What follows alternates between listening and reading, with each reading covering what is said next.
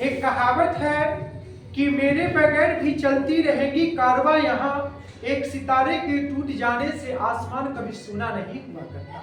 यानी पिछले क्लास में हम लोगों ने पढ़ा था चंद्रगुप्त मौर्य के विषय में। और चंद्रगुप्त मौर्य एक शासक थे, एक राजा थे और एक साम्राज्य का स्थापना भी किया, 24 वर्षों तक शासन भी किया और अंत में जैन धर्म को स्वीकार करके अपने जीवन का अंत भी कर दिया।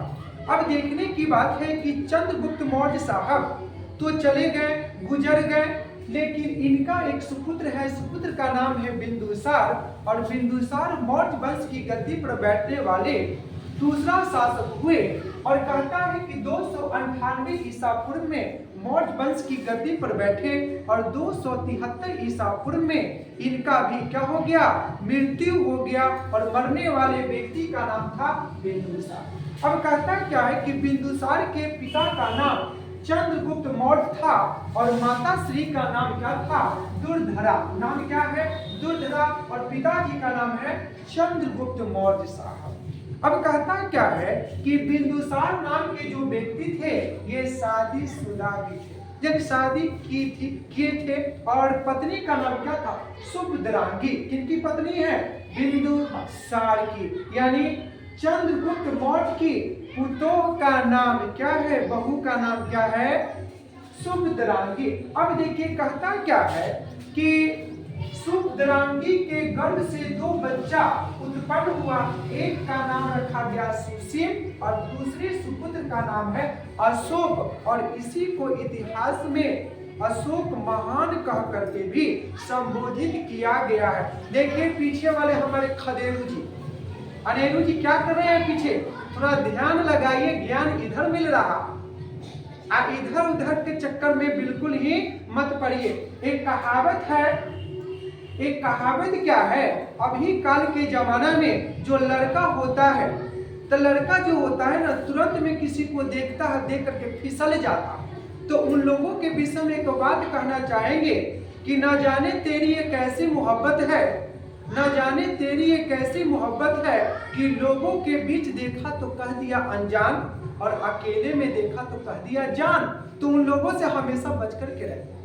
यानी मधुर वाणी दगाबाज की निशानी, जो मीठा मीठा बोलता है जनाब उनसे हमेशा क्या रहे, सतर्क रहे। अब देखिए आगे देखते क्या है कि बिंदुसार को 2 पुत्र हुआ, एक का नाम था सुशील और दूसरा का नाम रखा गया अशोक। लेकिन सबसे बड़ी विशेषता क्या रही कि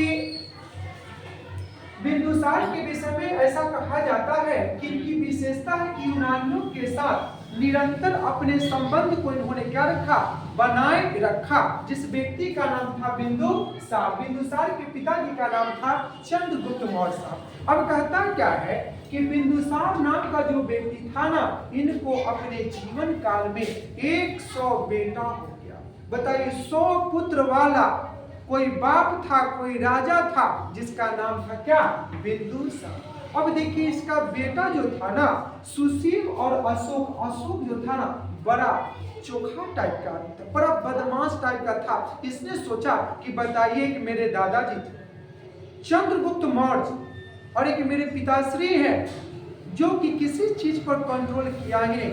शायद उस समय भारत सरकार जो बनाया था 1952 में परिवार नियोजन कार्यक्रम था ही नहीं। इस कारण से इसने अपना जनरेशन को रोकने में अपना जो बोलते हैं ना जनरेशन को रोकने में ये ध्यान ही नहीं दिया, जिस कारण से बिंदुसार को अपने जीवन काल में क्या हो गया, 100 पुत्र हो गया। लेकिन दुर्भाग्य की बात है कि अशोक ने क्या कर दिया, पिता के मरने के बाद 273 ईसा पूर्व में जब बिंदुसार मर गए तब अशोक राजगद्दी पर बैठने के लिए अपने हाथों से सगे अपने 99 भाइयों का कत्ल कर दिया।